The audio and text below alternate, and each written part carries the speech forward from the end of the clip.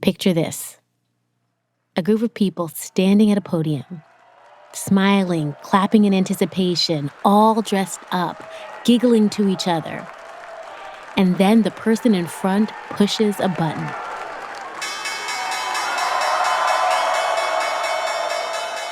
The opening bell of the New York Stock Exchange. This moment means that anyone can now buy a part of their company for the first time.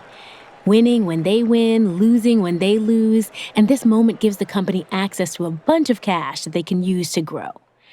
But it also means they've entered into a world of 10Ks, 10Qs, quarterly investor meetings, having an eagle eye on their ticker symbol, tracking the day-to-day rise and fall of their stock price.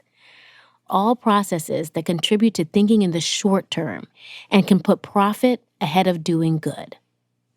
But today, I want to introduce you to a new kind of stock exchange, one that's trying to end this focus on short-term thinking, and not by shifting some processes, but by building a whole new system.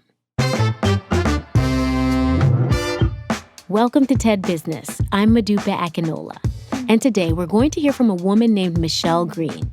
This summer, she spoke at a virtual TED conference. At the time, she was the president of the Longterm Stock Exchange, or LTSE.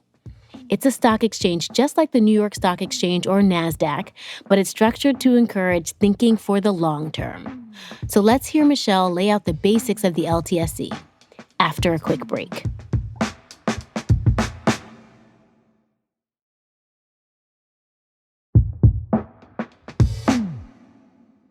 What we're looking to do is to really change the way that companies show up in the world. And in order to make that change, we have to think about the system in which companies operate. So when the focus is on quarterly reporting, that puts a lot of pressure on companies to behave in short-term ways and to make short-term decisions. And when that happens, we all lose. And so we want to change that kind of behavior by changing the whole system. And we want to create a different kind of financial market that allows for a different kind of capitalism. Now, the reason that a stock exchange is the way to do that is really for two reasons. The first is that if you want to change the system, you have to change the rules. And that's what stock exchanges do. They make rules. They make listing standards that companies that list on the exchange have to follow. And our rules are all geared toward that long-term focus. What we're trying to do is create a place where companies can maintain their focus on their long-term mission and vision, and at the same time be accountable for their impact on the broader world. So to make these rules, we created 5 core principles. And those core principles are really about how you can put them together to come up with a long-term system. And the core principles also have some specific requirements with them. And these requirements are very different than those of any existing exchange. So, for example, companies that list with us commit to adopting publicly a policy on diversity and inclusion. And that's incredibly important in today's world, of course. Companies that list with us commit to investing for the long term in their employees. Also very important, and in the current system, treated as overhead rather than investment. And companies that list with us commit to taking a certain approach to the environment. So there's a bunch of other standards as well, but the broader point is that these standards taken together create a different kind of commitment than companies can make now, because it's a different set of rules than any stock exchange has. And that commitment is the second reason that a stock exchange is important. We're in a moment where there's a real move to change capitalism. There's moves towards stakeholder capitalism, and there's a desire to really think about things differently. And it's become really difficult for a company that really means it and really intends to operate differently to distinguish itself. How can that company show that they're not just signing on to something because it's kind of the interesting thing of the day, but in fact, they intend to operate differently? And listing on a stock exchange is a legally binding commitment. It's a way to say publicly, we are not only operating this way today, but we intend to continue to operate this way. And that sends a really powerful signal. It's a powerful signal to a company's investors, to their customers, to their employees. And it's a powerful signal that those groups can then use to make decisions about what companies they want to invest in, what companies they want to buy products from, and where they want to work, because increasingly that really matters to people.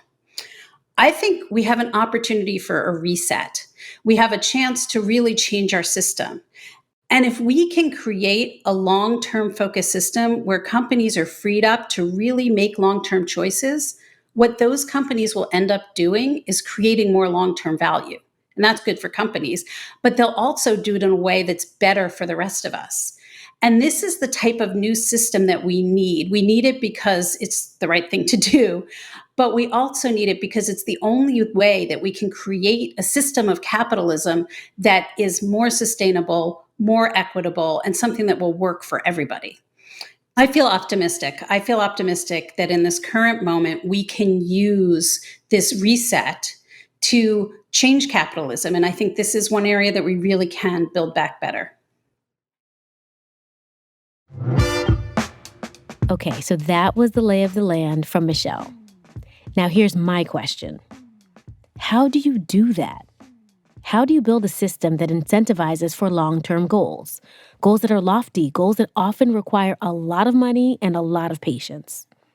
In a Q&A, Michelle said their whole approach was built around one idea: principles.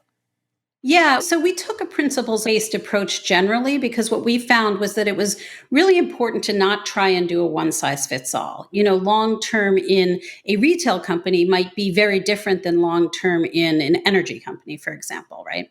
These principles act kind of like a moral compass, a set of values every company has to consider in order to list on the exchange. So let's say you're an oil company and you list on the LTSE.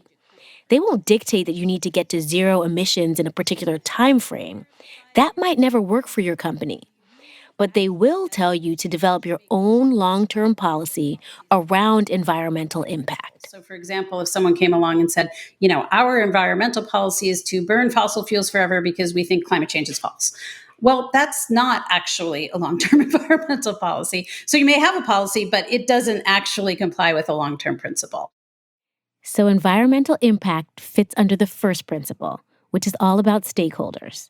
So if you list on the LTSE, you have to develop a policy for how you'll invest in employees, support diversity and inclusion, and once you figure out those policies, you publish them. So your investors understand what your long-term vision is and can help you reach those goals. Got it? So the first principle, stakeholders. And now what's the second principle? Long-term decision-making. So you have to figure out, what does success look like for your company in the long term? How does your company even define long term? That's an important part of kind of rewriting the narrative and getting to the point where we can be talking about success in a more meaningful way than quarterly financial results. So all of this sounds pretty good. But aren't there other ways to incentivize more long-term thinking? I chatted with Corey Hajim, who's TED's business curator, about what another exchange is doing right now. I want to contrast it with the announcement that NASDAQ made recently, where they've proposed a rule that their listed companies must have at least one woman on the board and a second member of the board who represents some other minority population.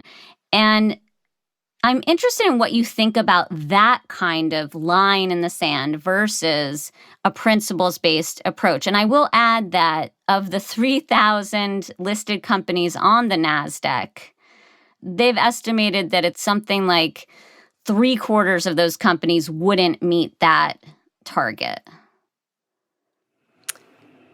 Yeah.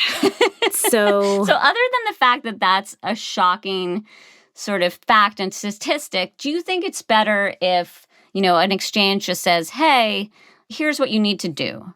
We want this number. Or do you think it should be up to the companies themselves to sort of set those goals for themselves? Well, I wish life was easy enough to be like it should be either or, but don't we know that the answer is it depends? Mm-hmm.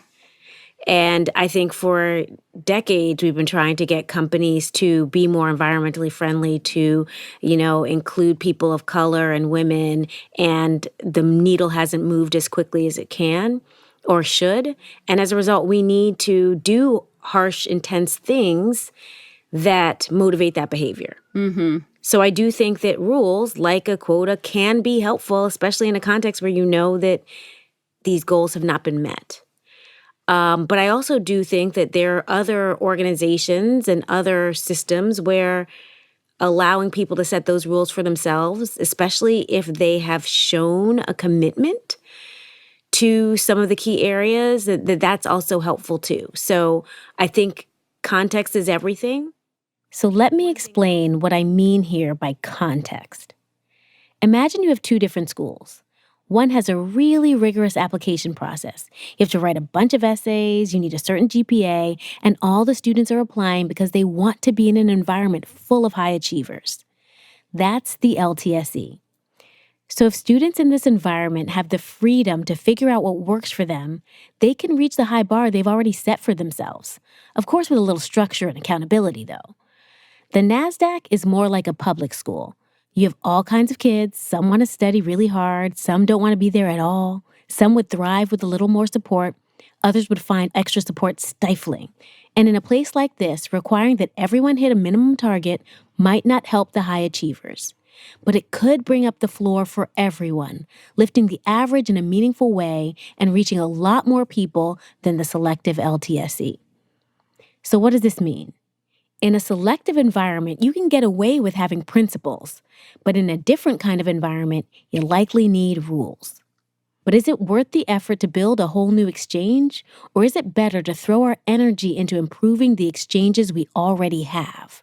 Like, should we just push the NASDAQ to do more of this kind of thing? Should we just lobby the NASDAQ to make more and more of these kinds of rules changes because they have the market, they have the existing companies? Or do you think to really get things moving, we need a whole new system? Like, when do we just change the rules and when do we change the whole system? You change the rules in the way NASDAQ has done when, after decades, and the push towards racial and gender inequity has been met with resistance and change hasn't happened. Mm-hmm. That's when you change the rules. Right. Because the old rules aren't working. They gave people freedom before. It's not working because there are underlying things that prevents it from working. So we need both. Then we need to also say, okay, well, what does it look like to start from scratch? What would we want from scratch to then incentivize people to engage in the behaviors we want them to? And the LTSE is starting from scratch. And so it's saying, hey, let's try out giving people freedom and the opportunity to choose for themselves. And let's see how that works. History would say it might not work.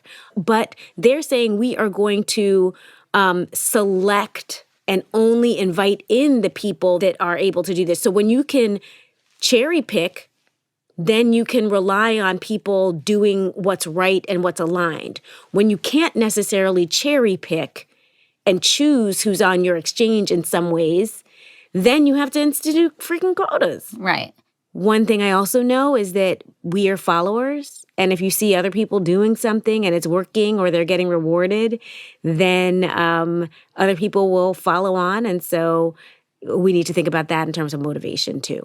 Right. It's a really interesting dynamic because if we get the LTSE up and running and if it picks up and gets really popular, then the NASDAQ will probably also be more motivated to move in that direction. And maybe there's a quota around board diversity, but then maybe something else happens with executive compensation or carbon targets, things like that. So I feel like you're right. Whenever we want to change something huge, something like capitalism, we're going to need both the innovation and like the brand new playing field and the brand new system. And then we're also going to need people in the existing systems to push forward in whatever way they can.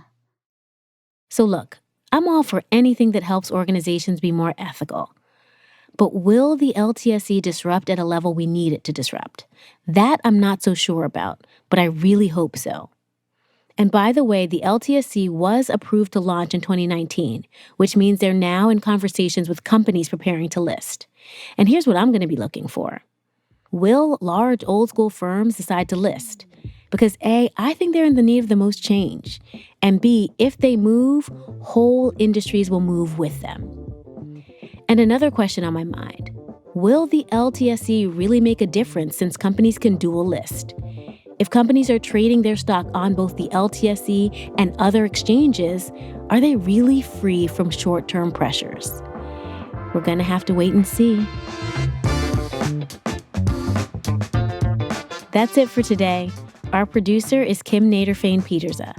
Dan DeZula is our mixer. And special thanks to Michelle Quint, Ban Ban Cheng, Anna Phelan, and Colin Helms. And as always, you can email us at business@ted.com to say hello, let us know what you're thinking, and tell us anything you'd like to hear on future episodes. I'm Modupe Akinola.